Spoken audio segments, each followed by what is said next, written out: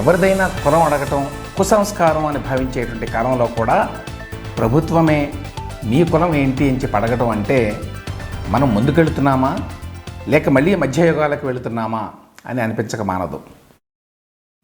కుల గణన ఎందుకు అంటే తద్వారా ప్రభుత్వ పథకాలని చివరి మనిషి వరకు టార్గెట్ చేయడం కోసం అని చెప్పి కాంగ్రెస్ వాళ్ళు చెప్తున్నారు. మరి రాజకీయ అధికారాన్ని కూడా ఈ ప్రకారం పంచుతారా?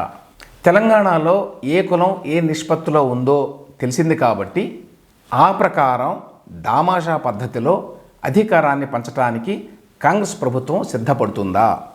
తాజా సర్వే ప్రకారం 85% ఉన్న బీసీ ఎస్సీ ఎస్టీలకి సీఎం పదవితో సహా క్యాబినెట్లో పదవులను ఇస్తారా?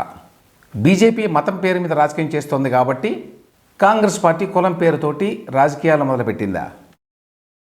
అసలు సమాజంలో ఆయా వర్గాల్ని అభివృద్ధి బాటలో నడిపించాలి అంటే కావాల్సినటువంటి ఫ్రేమ్వర్క్ సామాజిక ఆర్థిక స్థితిగతుల లేక వాళ్ళ కులమా? కులాల వారీగా లెక్కలు తీయకపోతే అభివృద్ధి చేయడం సాధ్యం కాదు అని చెప్పి ఇప్పుడు అంటున్నారు.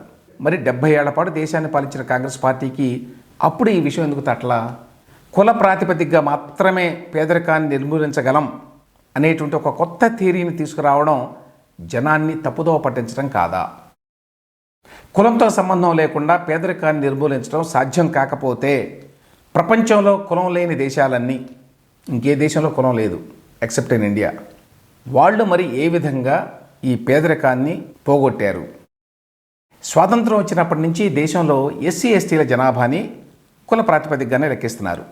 ఇప్పటికి 78 ఏళ్ళు అయినా వాళ్ళల్లో ఇప్పటికీ పేదరికం ఎందుకు తొలగిపోలేదు? మరి ఎస్సీ ఎస్టీల లెక్కలన్నీ ఉన్నాయి కదా 1947 నుంచి. ప్రభుత్వం చెప్పేటువంటి టార్గెటెడ్ అప్రోచ్ ఎందుకు పనిచేయలేదు మరి వాళ్ళ విషయంలో?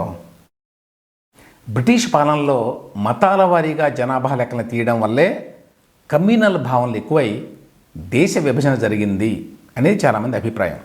కుల గణన చేసి ఏ కులం వాళ్ళు ఎంతమందో బహిర్గతం చేయడం వల్ల మళ్ళీ ఐడెంటిటీ పాలిటిక్స్ పెరుగుతాయి. సమాజంలో కులాల వారీగా చీలికలు మరింత బలపడతాయి. కుల నిర్మూలన చేసి కులరహిత కులం లేని సమాజాన్ని నిర్మిస్తామని చెప్పి దేశ నాయకులు ఇప్పటిదాకా చెప్పిన మాటలకి ఇది విరుద్ధం. కుల గణన ద్వారా కుల స్పృహని ప్రజల్లో పెంచడం వల్ల దేశ సమైక్యతకి సమగ్రతకి విఘాతం కలిగేటువంటి అవకాశం ఉంది. ఆధునిక యుగంలో వ్యక్తుల జీవితాల్లో మతానికి ఆధ్యాత్మిక పరంగా ఎంతో కొంత అవసరత అంటే రెలవెన్స్ ఉందేమో కానీ కులానికి అటువంటి ఫంక్షన్ లేకపోతే అవసరత చాలా తగ్గిపోయింది. అటువంటి సమయంలో మళ్ళీ ఇప్పుడు కులాన్ని లెక్కించి కుల ప్రాతిపదికగా వ్యక్తుల్ని ప్రభుత్వమే గుర్తించటం సమాజానికి చేటు చేస్తుంది అనేది నా భావన. తాజాగా జరిగిన కుల సర్వేని తెలంగాణ ప్రభుత్వం ఎట్లా వినియోగిస్తుంది, దీని ప్రభావం తెలంగాణ సమాజం మీద ఎట్లా ఉంటుంది అనే విషయాలు ముందుగానే తెలియవు.